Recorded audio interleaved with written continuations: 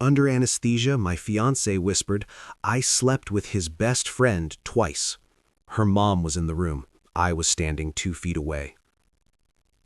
I never thought the quiet beeping of hospital machines would be the soundtrack to my life unraveling.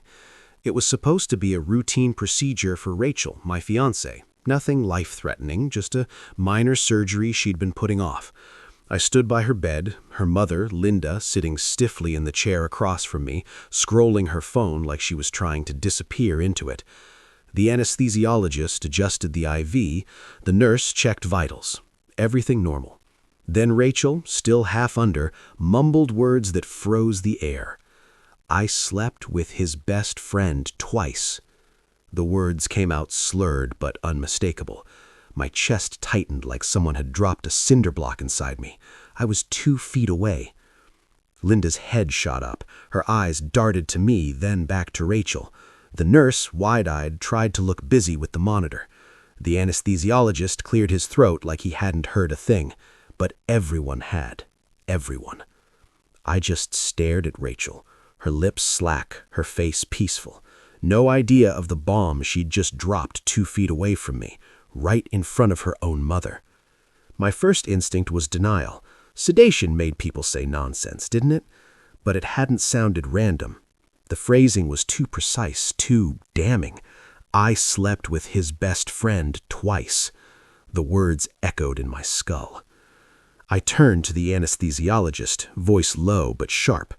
Does that happen? Do people say things they don't mean when they're sedated? He hesitated, adjusting his glasses. Patients can talk under anesthesia, yes. Sometimes it's nonsense, sometimes it can be truthful. The brain loses its filter. That was the wrong answer. My pulse spiked. Heat flooded my face. I looked at Linda. She looked pale, but not shocked enough. Her reaction wasn't of someone blindsided. It was the reaction of someone caught. Her phone slipped in her hand, and she didn't pick it up right away. You knew? I whispered, not caring if the nurse heard. Linda shifted, her lips pressed tight. Peter, this isn't the time. I stepped closer, towering over her chair. Not the time. Your daughter just confessed to sleeping with my best friend twice, and you... I stopped myself, realizing I was inches from shouting in a sterile recovery room. The nurse pretended to check a chart, but her ears were red. Linda's eyes darted to Rachel, who was still muttering fragments, nothing coherent, then back to me. Linda leaned in, her voice like a hiss. Keep your voice down. She's not herself. Not herself? I snapped, still keeping it just under a yell. That was specific. Twice, with my best friend. Her jaw clenched. She looked like she wanted to vanish. You can't take anesthesia talk as gospel. Then why do you look guilty? I shot back. Why do you look like you already knew? Linda flinched, her hands tightening on her purse strap. Because I warned her this would happen, she muttered. I blinked. What? Her eyes widened, realizing she'd said too much. She tried to backpedal, shaking her head. I mean, she talks in her sleep sometimes. I didn't think it was serious. But that slip was all I needed. She knew. She'd known for a while, and she'd said nothing, maybe even helped cover it.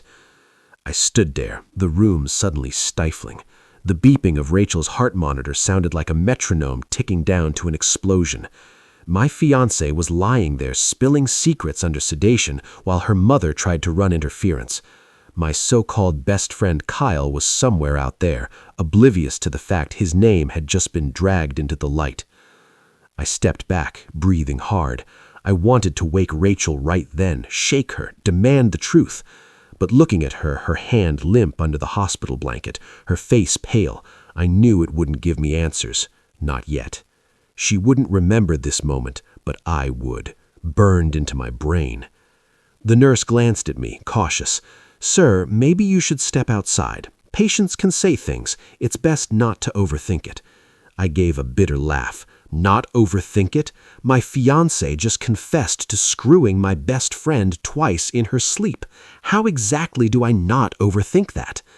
The nurse looked away, cheeks flushing. She couldn't answer. The anesthesiologist slipped out without a word, clearly not wanting to get dragged in. Linda stood, finally finding her composure. She lowered her voice, but her words were sharp. "Peter, if you care about Rachel, you'll keep this to yourself. It was nonsense. Do not humiliate her." Humiliate her. That word. Not clear her name, not find the truth, just don't humiliate her. That told me everything. Linda wasn't interested in truth. She was interested in preserving Rachel's image, in keeping me docile. I leaned in close enough that only she could hear. If she really slept with Kyle, everyone will know. I'll make sure of it. Her eyes went cold. For a second, I saw the mask drop. She wasn't the polite, overbearing mother-in-law to be. She was someone who would bury truth under concrete if it protected her daughter's reputation. "Be careful," she whispered. "Some things once exposed can't be undone." I didn't answer. I turned, grabbed my jacket off the chair, and walked out of that room before I did something stupid. My chest felt like it was splitting open.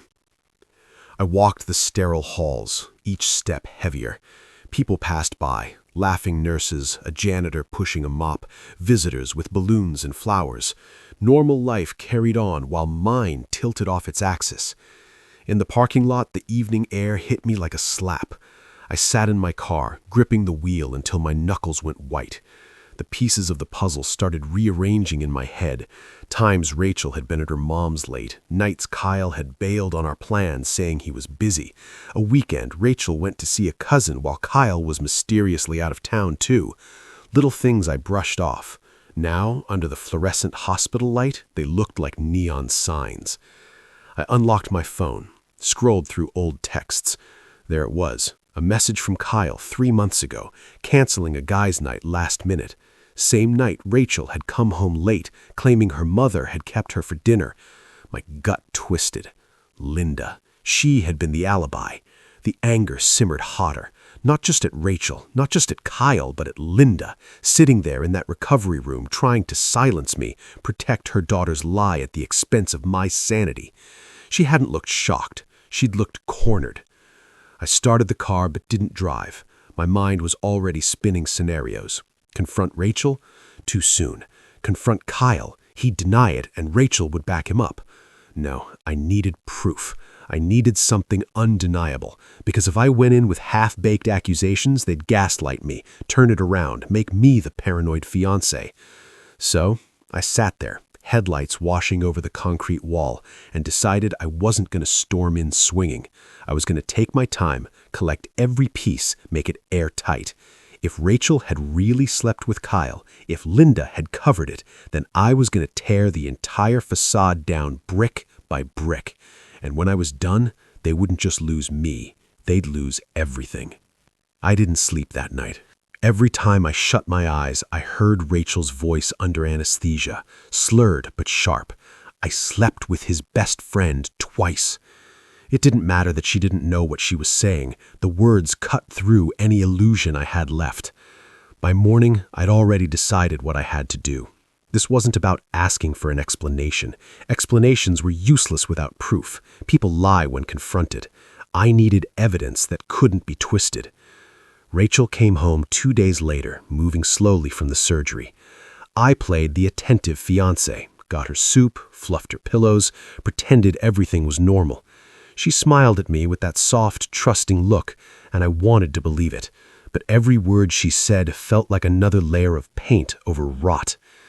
I caught myself studying her face when she wasn't looking, wondering how many lies she'd told me in the past year. When she dozed off, I took her phone. Not once had I gone through it before. I wasn't the paranoid type, but now I scrolled. Texts, socials, photos. Nothing obvious, nothing incriminating. Too clean. That alone was suspicious. Rachel wasn't organized. If she'd really risked our relationship, there should have been traces, unless someone had already wiped them.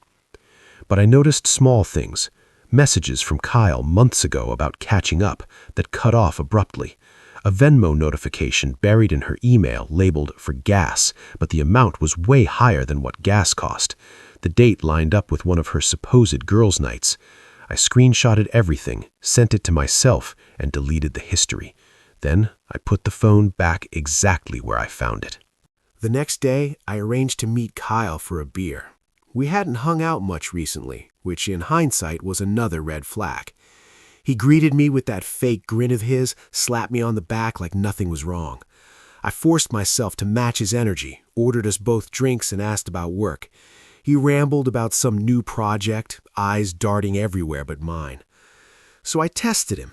I said, "Man, Rachel's been acting weird lately, staying out late. Think she's hiding something." He almost choked on his beer. His eyes widened just for a second before he plastered on a laugh. "Come on, man. You're just nervous about the wedding. Cold feet. Happens to everyone." The deflection was too fast, too rehearsed. My gut tightened.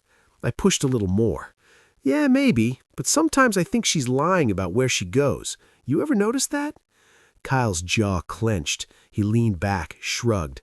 "Nah, dude, she's loyal. Don't overthink it." His tone was off, defensive. His hand gripped the glass like it might crack. That's when I knew. He wasn't just covering for Rachel, he was covering for himself. I played it cool, changed the subject, but inside I was boiling. The confirmation wasn't in his words, but in the way his body betrayed him. When I got home, Rachel was in the kitchen, humming while stirring pasta. She looked so normal, so domestic, that for a moment I almost convinced myself I was crazy. But then my phone buzzed, a reminder of the screenshots I'd saved, the Venmo, the odd messages, Kyle's reaction. No, I wasn't crazy.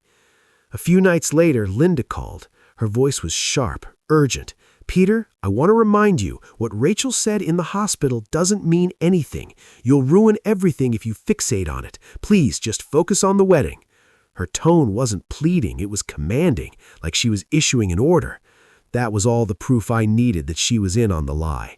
No mother pushes that hard unless she's desperate to bury something.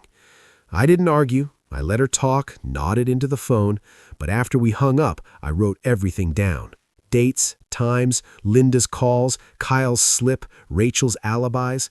I wasn't just hunting for truth anymore. I was building a case. The breakthrough came from something small. One evening, Rachel said she was going to bed early. I flipped on the TV after she left, scrolling through apps when I noticed something, the Netflix account. Kyle had his own profile. We'd shared accounts back when we were roommates years ago. I clicked it out of habit. There it was, a recently watched movie, late-night timestamp, the same night Rachel had supposedly been home sick. I checked a few more. The patterns lined up with her supposed absences. They'd been streaming together, probably using his account. Careless. That was the first real piece of evidence, not just suspicion, but a timeline. I needed more, so I set a trap. I told Rachel I had to leave town for 2 nights for a work trip. I packed a bag, kissed her on the cheek, and drove off like I was heading to the airport. Instead, I parked my car in a friend's driveway across town, grabbed a motel room, and waited. The first night, nothing. Rachel texted me photos of takeout containers and a blanket on the couch, acting perfectly innocent. But on the second night, her story cracked. She said she was at her mom's helping with groceries, but when I drove past Linda's house, her car wasn't there. Linda's porch light was off. I followed the trail. Half an hour later, I spotted Rachel's car parked 2 blocks from Kyle's apartment. She thought she was clever, not pulling right up front, but I knew her car. I knew the dent on the back bumper. I parked down the street, waited. An hour passed. Then the building door opened. Rachel slipped out, hood up, glancing around like a thief. Kyle stepped out a moment later, laughing at something she'd said. He kissed her quickly before she hurried to her car. It wasn't just suspicion anymore. It was truth. The anesthesia hadn't lied. The words she'd blurted out weren't random. She had slept with Kyle, and by the looks of it, it wasn't just twice. I gripped the wheel so tight I thought it would snap. My first instinct was to get out, scream, drag Kyle into the street and beat him bloody. But that would give them control. They'd spin it, call me violent, unstable. No, I couldn't give them that. Instead, I drove back to the motel, my heart hammering. I wrote everything down again. Every detail, every timestamp, the confession, Linda's slip, Kyle's reaction, the Netflix account, the motel sighting. This wasn't just about catching them anymore. It was about making sure when the truth came out, no one could deny it. The next morning, I played it calm. I texted Rachel good morning, Asked if she'd slept well. She said yes, smiled through her words like nothing was wrong. I made breakfast when I got home, kissed her on the forehead, acted like the perfect fiancé. Inside, though, I was already planning the next step. If Rachel and Kyle thought they could play me for a fool, they had no idea who they were dealing with. The morning after I watched Rachel slip out of Kyle's apartment, the world felt different. Every smile, every touch from her was hollow. She kissed me in the kitchen, thanked me for breakfast, and all I could see was her hood pulled low, her lips brushing against Kyle's outside his building. It wasn't just betrayal anymore. It was the calm way she looked at me, like nothing was wrong, like I was the fool she could keep playing. I kept my mask on for days. I stayed quiet, collected data. I pulled bank records, found a withdrawal from our joint account on a weekend she swore she was with her cousin. I traced it to a boutique hotel just outside town. Checked my calendar. That was the same weekend Kyle had gone camping. The pieces locked together like teeth on a gear. But still, I didn't move. I wanted more than just my own word against theirs. That's when Maddie came into the picture. I hadn't thought about her much. Kyle had mentioned her casually a few months back, saying she was too clingy. We'd never really hung out as couples. He'd kept her at a distance from our circle, which made sense now. He couldn't risk overlap. But when I spotted her at the grocery store one evening alone, she looked wrecked. Her eyes red, hands trembling as she bagged her things. I almost walked past. Then I stopped. Something in me snapped. I introduced myself, keeping my tone casual, like a friend of Kyle's being polite. She recognized my name immediately. Her face tightened.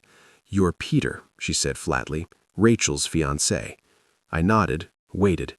She didn't say more, just clenched her jaw. I leaned closer, lowered my voice. "Has Kyle been acting strange with you?" Her eyes flickered, searching my face. Suspicion, fear, curiosity. She hesitated, then blurted, "He disappears, lies about where he is, and last week I saw a charge from a restaurant he swore he never went to.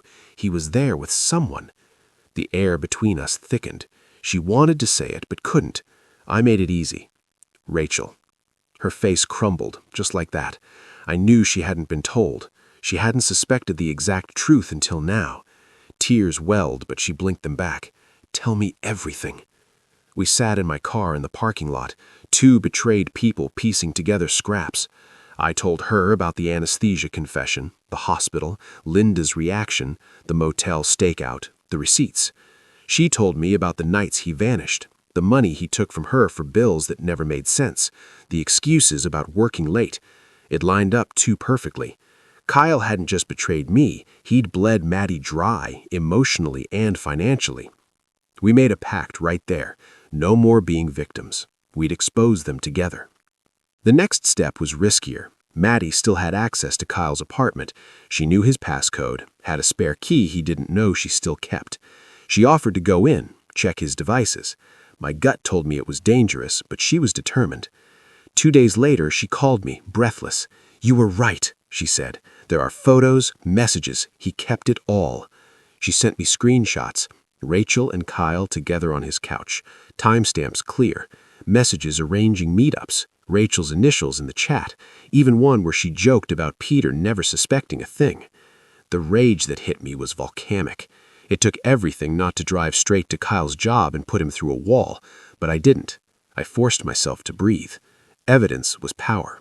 Rage was weakness. That night, Linda called again. She always called at the worst moments, like she could sense when my anger peaked. "Peter," she said smoothly, "I know you're still bothered, but Rachel needs you. Don't dig into things that don't matter. You'll only hurt her." The audacity made me laugh, a dry, bitter sound. "So you admit there are things to dig into?" Silence. Then, too quickly, "I didn't say that." I pressed harder. "You've covered for her before. You lied to me about dinners, errands. Don't bother denying it." Her voice dropped, sharp as glass. "Do not destroy my daughter's future over a mistake." Mistake. That word again. Like cheating twice with my best friend was the same as forgetting an anniversary. I snapped. "You knew. You've known for months. You let me walk into this wedding blind." Her mask cracked. She sighed, tired, annoyed. I warned her to stop, but she insisted it was nothing serious, just foolishness. She swore she'd settle down once the wedding was over. I believed her. You should too. Her calmness chilled me more than rage ever could. She wasn't denying it anymore. She was rationalizing it. In her mind, my pain didn't matter. My dignity didn't matter. As long as Rachel made it to the altar, everything was fine. I hung up without another word. The walls were closing in.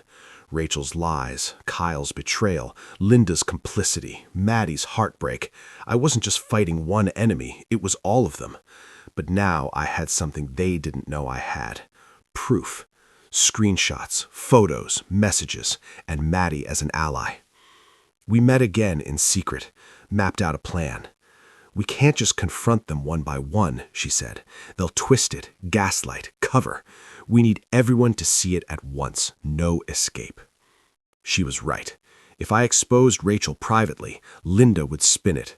If I went at Kyle alone, he'd deny everything.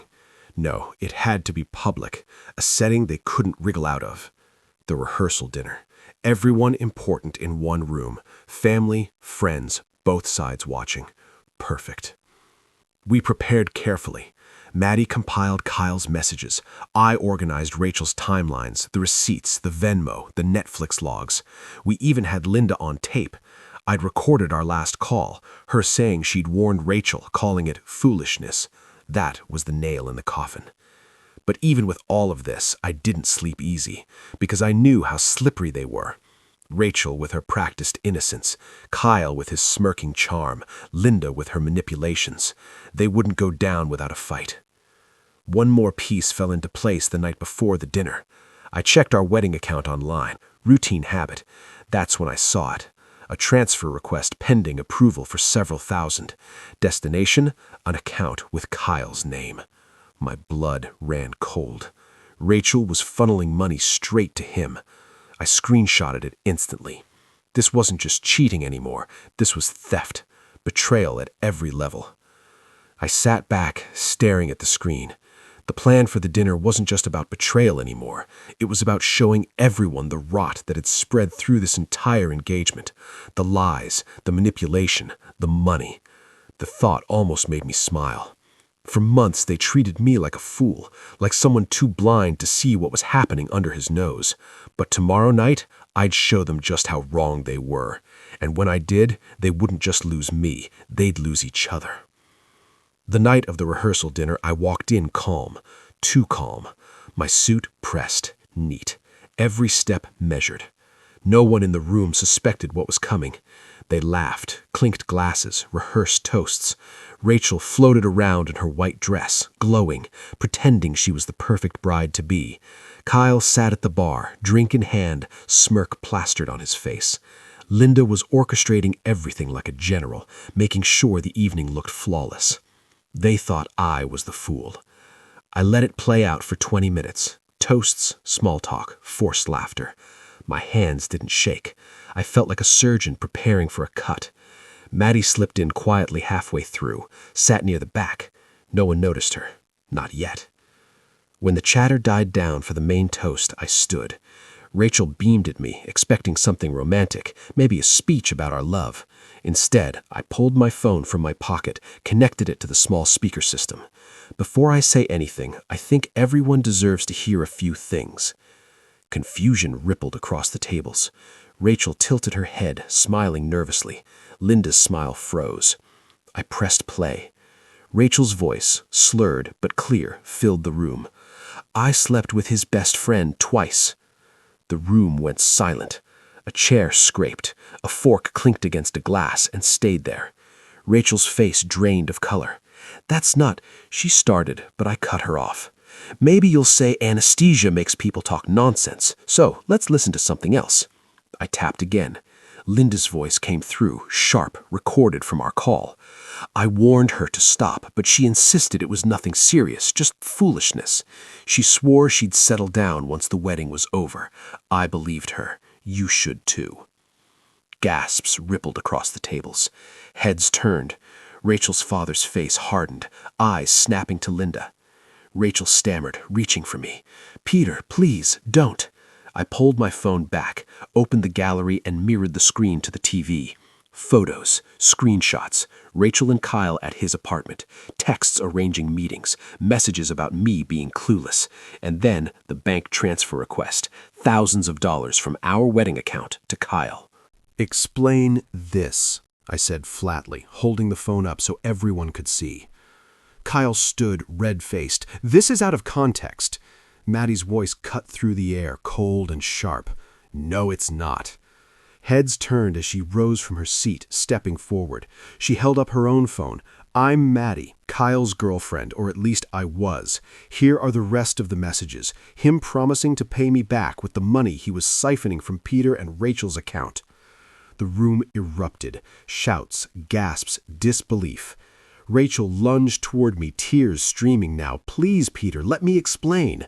I stepped back, away from her grasp. Explain what? That you stole from me to fund your affair? That your mother lied to my face to protect you? That Kyle, my best friend, laughed about this behind my back?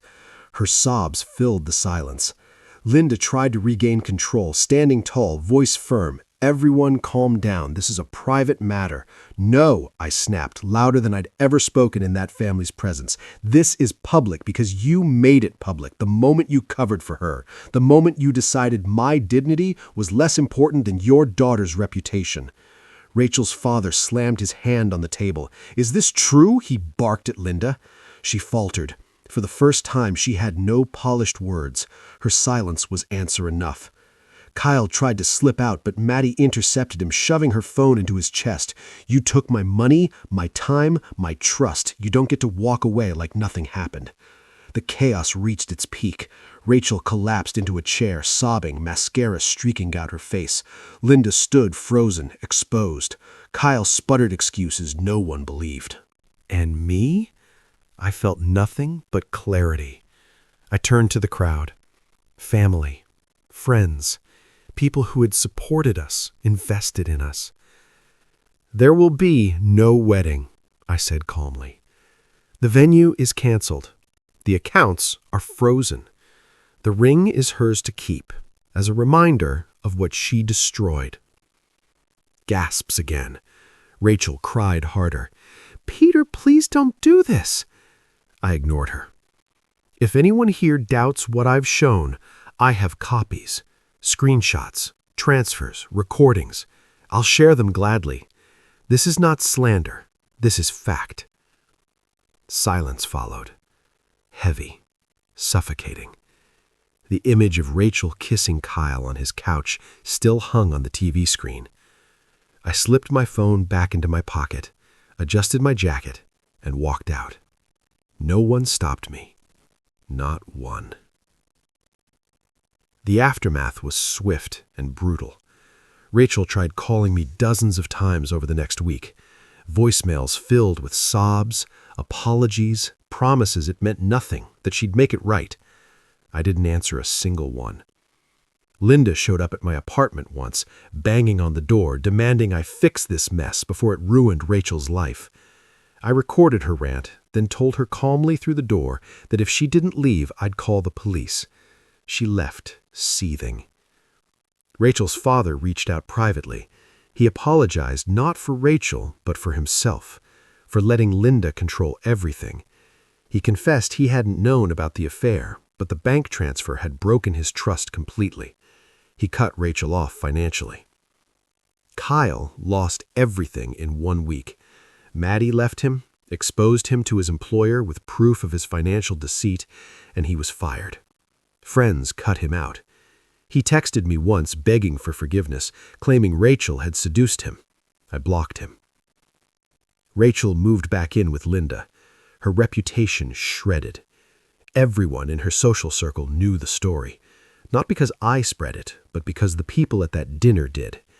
Word travels fast when betrayal is that ugly.